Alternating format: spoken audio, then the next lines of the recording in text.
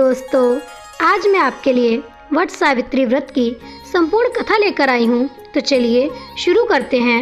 ज्येष्ठ मास की पूर्णिमा को दक्षिण भारत की सुहागिन महिलाओं द्वारा वट सावित्री व्रत का पर्व मनाया जाता है। कहा जाता है कि वट वृक्ष की जड़ों में ब्रह्मा, तने में भगवान विष्णु व डालियों व पत्तियों में भगवान शिव का निवास स्थान माना जाता है।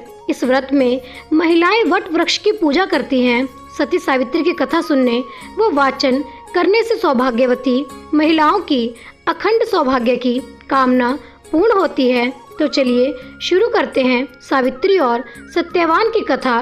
भद्र देश के एक राजा थे जिनका नाम अश्वपति था। भद्र देश के राजा अश्वपति के कोई संतान न थी। उन्होंने संतान प्राप्ति के लिए मंत्रोच्चारण के साथ प्रतिदिन 1,00,000 आहुतियाँ दी। 18 वर्षों तक ये क्रम जारी रहा। इसके बाद सावित्री देवी ने प्रकट होकर वर दिया कि राजन, तुझे एक तेजस्वी कन्या पैदा होगी।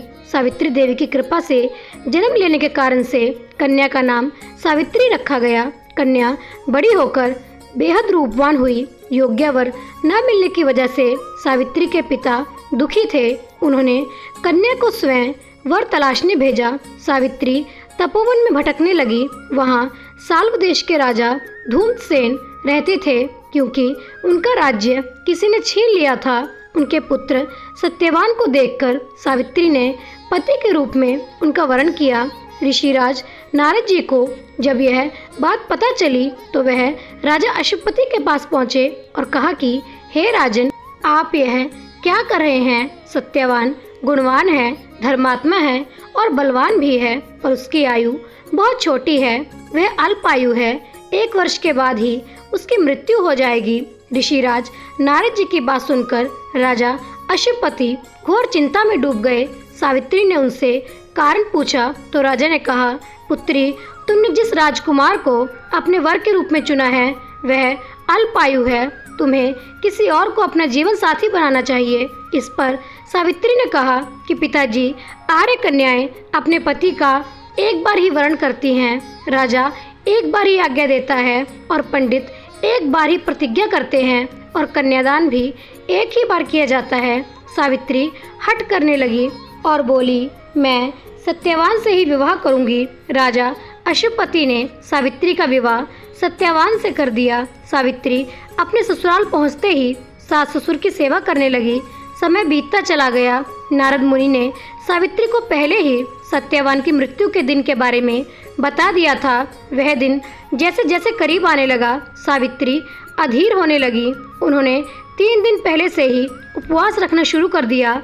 नारद मुनि द्वारा कथित निश्चित तिथि पर पितरों का पूजन किया। हर दिन की तरह सत्यवान उस दिन भी लकड़ी काटने जंगल चले गए। साथ में सावित्री भी गई। जंगल में पहुंचकर सत्यवान लकड़ी काटने के लिए एक पेड़ पर चढ़ गया। तभी उसके सिर में तेज दर्द होने लगा। दर्द से व्याकुल सत्यवान पेड़ के नीचे उतरा। सावित्री अपना भविष्य समझ गई। सत्यवान के सिर को गोद में रखकर सावित्री सत्यवान का सिर सहलाने लगी। तभी वहाँ यमराज आते दिखे। यमराज अपने साथ सत्यवान को ले जाने लगे। सावित्री भी उनके पीछे पीछे चल पड़ी। यमराज ने सावित्री को समझाने की कोशिश की कि यही विधि का विधान है, लेकिन सावित्री नहीं मानी। सावित्री की निष्ठा और पतिपरायणता को देख यमराज ने सावित्री से कहा कि हे देवी, तुम धन्य हो, तुम मुझसे कोई भी वरदान मांगो। सावित्री ने कहा कि मेरे सास ससुर वनवासी और अंधे हैं, उन्हें आप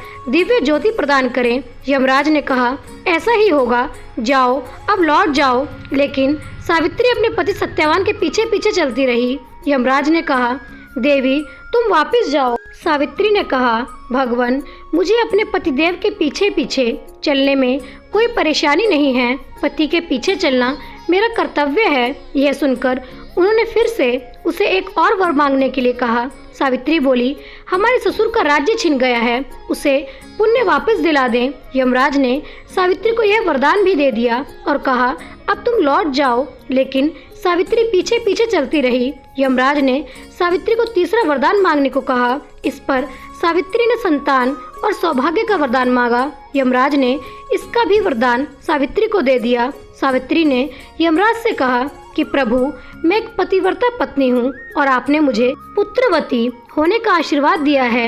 यह सुनकर यमराज को सत्यवान के प्राण छोड़ने पड़े। यमराज अंतर्ध्यान हो गए और सावित्री उसी वट वृक्ष के पास आ गई जहाँ उसके पति का मृत शरीर पड़ा था। सत्यवान जीवित हो गया और दोनों खुशी खुशी अपने राज्य की ओर चल पड़े। माता पिता को दिव्य ज्योति प्राप्त हो गई। इस प्रकार सावित्री और सत्यवान चिरकाल तक राज्य सुख भोगते रहे। तो दोस्तों, यह थी सावित्री और सत्यवान की व्रत कथा। आशा करती हूँ आप सभी को बहुत पसंद आई होगी। दोस्तों, अगर आपको भी मेरी कहानियाँ पसंद आती हैं तो कृपया करके मेरे चैनल को लाइक, सब्सक्राइब और शेयर करके मेरा प्रोत्साहन बढ़ा दें। आपका बहुत धन्यवाद होगा। मिलते हैं अगली कहानी के साथ। तब तक के लिए आप सभी को मेरी तरफ से राधे राधे।